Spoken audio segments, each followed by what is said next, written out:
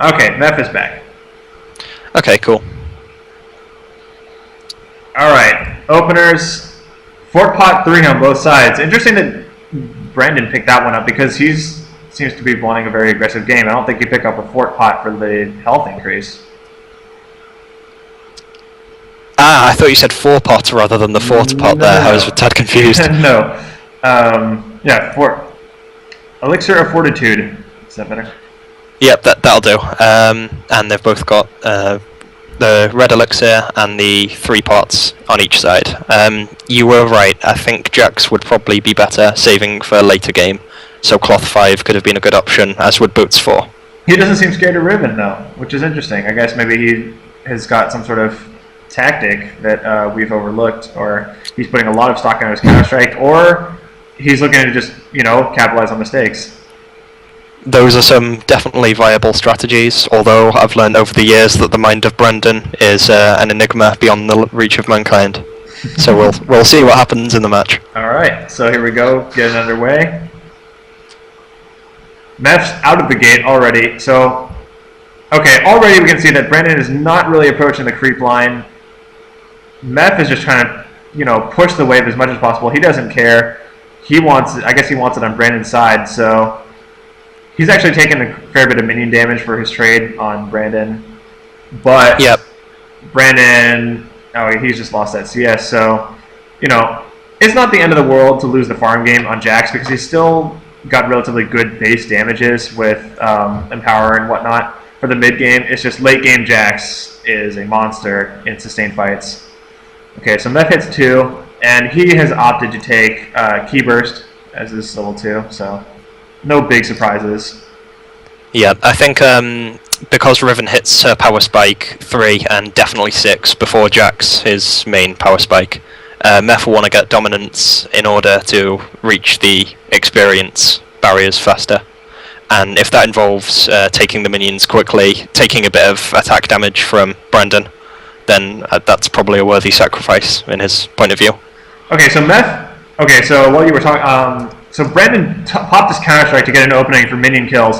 Meph took the advantage, and then the tower shot basically did more damage than Brandon. So Meph's pushing the lane very aggressively, and Brandon's going in. He stuns Meph. He's going to keep going, but the minions are not working for Meph, and Meph definitely comes out on top versus Brandon there. Yeah, a bit more damage from Meph onto Brandon than vice versa there. Brandon used the Counter-Strike well, but then Meph got onto Brandon with Broken Wings very nicely after using the shield. So you think Brandon could have disengaged earlier, or sorry, keep going. I cut you off. That's alright. I'd say Brandon maybe should have waited a bit with the Counter-Strike. Oh, he's out of mana. Riven goes in, uses the flash, uses all 3 buttons. Oh. The Fortitude pot. That's okay. I was wondering where that health spike came from. Alright, so Brandon lives through it. Both players have now popped it. Brandon still got his Ignite though, so.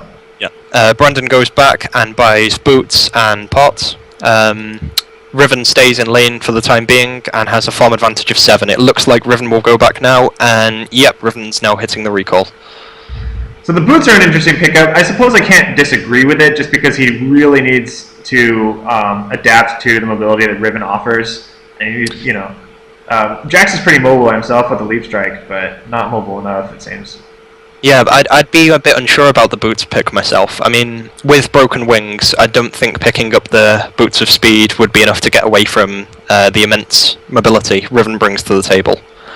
I would have personally gone for Cloth Armor to negate Riven's auto-attack and ability damage. Mm-hmm. I think that would have been much more effective as a pick. Riven, however, opting for the Longsword just to get more damage on pretty much everything she does. So no Doran's Blade, interesting. I'm curious about that because she seems to be controlling the lane very well. She's autoing a lot, and it seems like the overall health sustain plus the 80 health would have been better in this case. So I don't know. I guess maybe you would pick up a Doran's Blade if you expect the other player to burst you down, but Jax is more of a sustained damage person, so the health pots make sense there. He's got the longsword implies going for a bit of a later game, because obviously Dorans are amazingly effective for the early levels, but don't build into anything. Brandon goes in with a leap strike. Riven counters with Valor, shielding all the damage. Okay, but Counter-Strike might be up soon. 1 second, and it's back. Alright, so good timing by Riven to disengage before counter-strike. Equal creep score, but a big purple minion wave of casters going towards Meph.